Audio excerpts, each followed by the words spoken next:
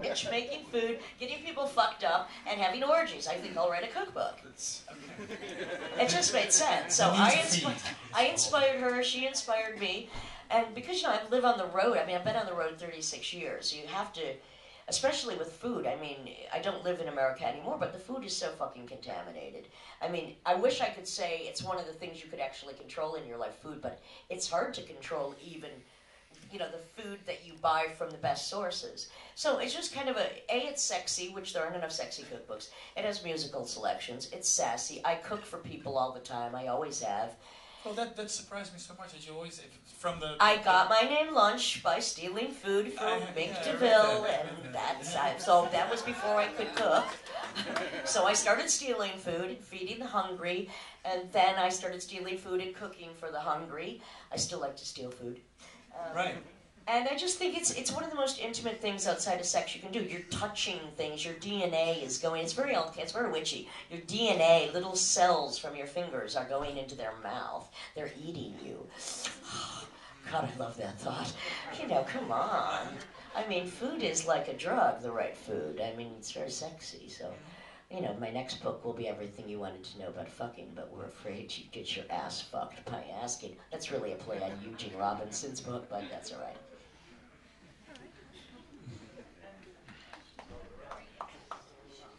That's one copy sold. The need to be available on Amazon. Very sexy. It is, yeah. Sassy. Instructive. Another thing I want to talk about, because they're going to show the movie later on, the figure. Yeah, that's great. Yeah. Well, I was wondering if the whole cinema of transgression, was that a follow-up to the No Wave? No. Was it just one step further? Or? Well, I don't know about a follow-up. It seems like a natural, continuation in a sense, because they were both extremely extreme. People that were involved were not conventional, didn't care what anyone else thought, and they needed to create an art that spoke about how they felt and what they were doing at the time. Fingered is unique to me because it is really a film that at the time, when I first saw it, I just thought it was not hard enough because I lived the story. So to me it was just like, oh, Jesus. But it's interesting to me because it's a film that really divided people. Like, people just thought it was either the most ultimate feminist statement or the most misogynist fucking piece of shit they'd ever seen, that it was repulsive, that it was funny, there'd be frat parties, there'd be, Karen Finley almost vomited and walked out on it. Right? That's pretty good reaction. Now, hey, get Karen Finley to fucking vomit. I'm hardcore, bitch. Oh, yeah. Get that fucking yams up Granny's ass to fucking... blow a chunk or two. I'm doing good. That's what she meant to say in the forward for Will Work for Drugs. I just wanted to make something that was like a drive-in trailer, which Richard Kern and I used to go to the drive-ins a lot. We wanted to make like a drive-in trailer that was exploitative and that also told a tale. Ultimately, it's like all of my work, a morality play, which it just means simply in the end, the victim will become the victimizer. That's the punchline. And it's based on, it's a very LA thing. So after being in New York and dealing with a lot of that, it was reflective of my time spent in LA with the Charlie Manson wannabe. So it's little snippets of a 2-year relationship condensed. Not everything in the film really happened, but a lot of the incidences are kind of close to the truth. But the point was a dirty drive-in exploitation trailer. And then it went to the Whitney Museum as like their main, they had a poster at the Whitney Museum with this film. Look, you don't think Oliver Stone fucking saw it before he made Natural Born Killers? Give me a fucking break. He knows that film. But we just did what we were doing, which was making films, making music. We didn't think that now, whatever, decades later, it's going to be fucking shown here. I'm not going to watch it. I've seen that thing enough times. In Holland, it was actually on TV. It's for the kids. Was that TV? Yeah, see? Ian Kerkhoff showed there you go. It's for the kids. It's for the kids now. And the kids have come a long way.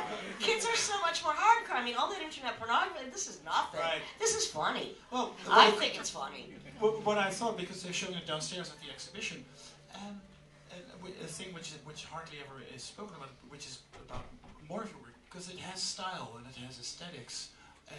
It's more than just making a dirty movie. Yeah, well, the aesthetics were fucking important, of course. No, but it's well filmed. It's well filmed. That's why he never made it. That's why we stopped at that point. What was that? I mean, I prefer the right side of my brain because to me that was like an homage to Polanski's Repulsion. It's an art film. But I mean, these are just two tales that really are kind of my bookend in the cinema of transgression, where I was exploring through film my own psychosexual lifestyle and trying to understand better exactly what the hell was going on in my own head, knowing that I'm not the only one that's sick or twisted. Mm-hmm. So I mean, really, I look at them as kind of instruction manuals not to do. Unless you're like me. Yes, but where I was going to, but also your books as a writer, as a musician also, I think you are really a stylist. You have a certain, I mean, it's not just shouting it made me wonder, what were your biggest influences as artists? Well, Miller and Selby, Genet, Desaad, Young, literary. Yeah. And I really found a void with a feminine voice within that genre of writing that's based around real life. I mean, I didn't consider what they wrote fiction, even if it was fictionalized versions of their life. I'm very happy that I was able to work with Hubert Selby. That was just unbelievable. I mean, he's still one of my favorite writers. He's still alive? He died a few years ago. Oh, sorry. But, I went on tour with him and Henry Rollins, and I've done other shows with him when he was alive. And Requiem for a Dream, I'm so glad that film was made. He was really happy with that. I want to do a one-woman show called Dirty Old Men, reading all my favorite passages, because a lot of people don't read. They don't have time to read books anymore. So I'll read the best bits of the writers that inspired me, and that's a one-woman show I'm working on. Right. I think that's it still could be cool. to come. Yeah. I'm actually next week I'm reading I'm doing not cut up, but cut in is what I call it. I'm doing a reading at the Burroughs Sanctuary, an event that's going on in Indiana, where I'm cutting in Burroughs' work to bookend my work. He did the cut up. I'm doing the cut in, especially, for instance, the introduction to Naked Lunch, where he speaks a lot about the algebra of need, which is what I've been speaking about my whole life, is about this need, the need to feed in. So that's going to be interesting. Although Burroughs was not one of my big inspirations for some reason. But it's more the person. Burroughs has always the more the person, but yeah, he was great. His whole lifestyle, and I mean, he was really groundbreaking. So, but I had to read 7 books in 1 week, about a week, because I was looking for the cut in. God, they were fucking depressing. I'm not that I'm looking for cheery here. Well, I think Junkie is very good. Tedious. Maybe his best even. Junkie. Well, I'm going to cut him up, and we'll see exactly what comes out of the mix. Right. There you go. Who knows? Give him a little special sauce. Harry Cruz was great. I loved his books. Yeah, I had a band called Harry Cruz. What about? And every song title was after Yeah, I had a pretty title. terrible band called Harry Cruz with Kim Gordon and Sadie Mae, and we just wanted to do a band. It was a great idea, but I think it was kind of crappy that every song was based on a book title. I just thought that was a great idea. Yeah. Harry Cruz, of course, didn't want anything to do with it. He heard Sonic Youth when he goes, that's what everybody doesn't want to sound like. He wasn't into that shit. He's like, oh, please, go pick on another writer. Right. He was great. If there are the band was okay, but he was great. You love the album? Oh, yeah, me too. It's good. And you play guitar on it. I play guitar. Right on. Oh, fantastic. All right. About the author. Any questions? And more questions from the That wasn't a question, that was an answer. Jump right in. Jump right in. Yeah. Hi. Hi, my name is Bas. Can you stand up so I can see you? I can. Hi. Hi. I think at this moment, just a few blocks away, there is a meeting with the women of Pussy Rock. That was on my list too. Yeah, but what I want to ask you is, because they sort of play sort of punk music, but in 2014, do you in a way relate to them, to what they do and what they stand for? I don't relate to their music, but there's little music I do relate to. But I have to respect the fact that they took such an outrageous chance and paid the consequences to make a political statement against this country, against Russia at this point now. And at the same time, while that's happening, they accept into asylum Edward Snowden. This was just a very bizarre moment. But I think that they took a big chance, and you have to respect that in a place like Russia, because they paid the ultimate consequence for it, and they could have still been in prison for that. Yeah, did they actually say when they were freed, they said, well, why did you free us? We were... Well, This was a sort of sturdy line. Yeah, they're in Amsterdam now, yeah. well, good for them. Yeah. Nobody's going to arrest them here. Maybe next year, you know, the laws are getting stricter everywhere. You know, we are all becoming one great fascist planet. Don't smoke that pot. Any more? I can ask the audience some questions if you want. Now, come on. Then I'll Let's do one more question, and then maybe you want to read some more? I'll read a little bit more, and then we'll tie this in. Because I wanted to speak about the music. You work with many musicians throughout the years, from Sonic Youth to Rounders Howard, but also Omar Rodriguez Lopez from the Marswold. Very nice record, I think. Are any collaborations that are very special? Every single collaboration is very special. I mean, Omar Rodriguez is one of the few people that actually came to me to do something, and it was weird because I was in a Mars Volta kick for a while, and I kept telling everyone, Mars Volta, and it was like, who cares? I'm like, Mars fucking Volta, whatever. I like them too. And I finally told Lee Ronaldo, Mars Volta, he goes, yeah, well, they're on our same label, we have to say, I think they're asking you to be at ETP. I'm like, hey, man, they heard me. But he's one of the only people that actually approached me to do something.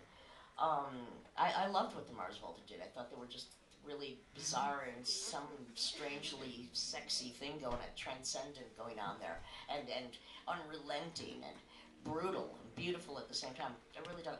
Every collaboration is special because, you know, Roland S. Howard, I mean, J.G. Thirlwell, working with Thurston. I just did a show last week with Thurston Moore and Weasel Walter and James Johnson of Gallant Drunk and Big Sexy Noise.